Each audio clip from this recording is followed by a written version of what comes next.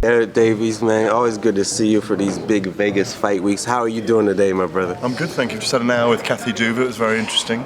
For my radio show on TalkSport, Fight Club on TalkSport 2, every Monday night, digital radio. Fascinating woman. Gotcha. Lee Samuels is in the room from Top Rank. Yeah, we see that. It's all happening around here. We've had Andy Ruiz, Joe Parker's. Joseph Parker, yeah. Joseph Parker's team are here. Joe Parker's coming in later. That's what I love about this big media room at the MGM Grand. We kind of lose it at the T-Mobile Arena. It moves and shakes here. You know, things happen. Joe Calzaghe and Bernard Hopkins happened here. It's how they came together. It's how the fight got made. Got you. You know? Now. But I'm good, thank you. Thank you. Now, you've been to a lot of these fights. How long you been coming to Vegas for these fights? My first Vegas fight was 1998. Okay. And it was Mike Tyson against All-In Norris. Okay. And Norris had an injured knee after one round, but I think it was his heart that was injured, possibly. Okay. But yeah, I mean, I think I'd come that day from Detroit, where Nazim Hamed was fighting Cesar Soto or something like that. I didn't realise what covering a Friday night fight and a Saturday night fight in Detroit and then Vegas would be like. Yeah. By Saturday night, early Sunday morning, which was filing time for the newspaper, the Daily Telegraph in England, I think I hadn't slept for about 70 hours by then because of the travel and the fights. Because I went straight from the Detroit fight to the airport. I remember waking up at 5 p.m.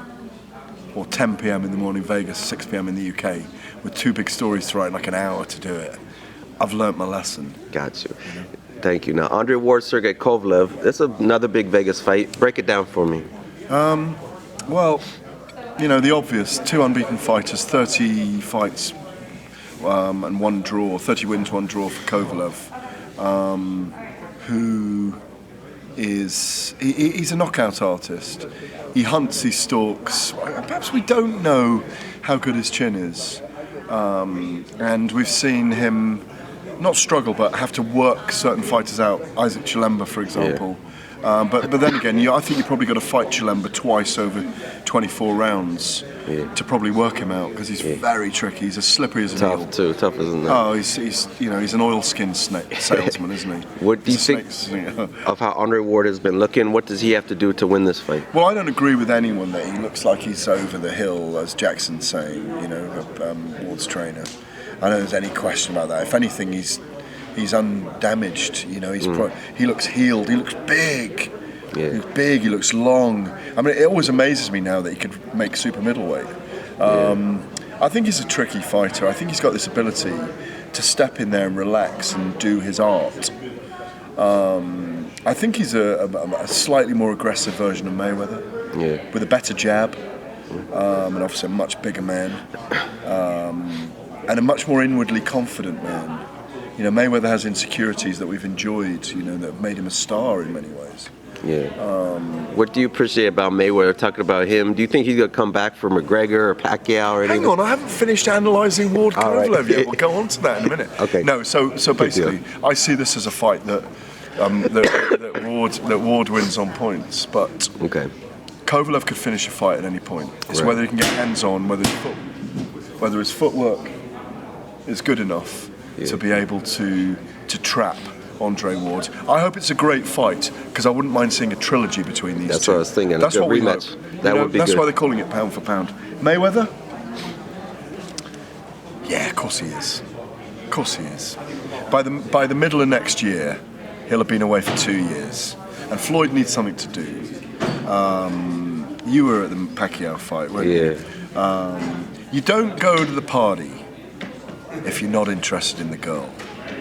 Yeah, he was sitting, on the sofa seat, that corner seat. Him and Manny exchanged a few winks and nods. I don't think there's anything official going on behind the scenes, but we know, they know, that it's still probably one of the biggest fights in boxing. It's probably worth $200 million. Everyone's going to go, ooh, no. But the point is, the second fight between them is probably going to be better. Mayweather have been inactive. Pacquiao will have had 2 fights since then. And looked okay, yeah. And he looked good. He looked good. No, he's looked good. Yeah, he looked good. He's looked good. But I mean, he can't go in and box Mayweather. We don't want him boxing Mayweather. We want the whirlwind of mainly left hands coming up Mayweather and giving him trouble. So I'd like to see it. I didn't think the first fight was that bad at all.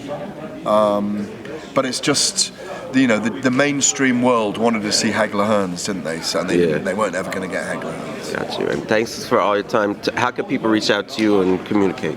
No, leave me alone. Okay. Just leave me alone. No, I'm Gareth A. Davies, Gareth A. Davies DT on Twitter. And obviously I write on the Daily Telegraph site. And as I said, I've got a weekly boxing and UFC show on TalkSport 2 radio station.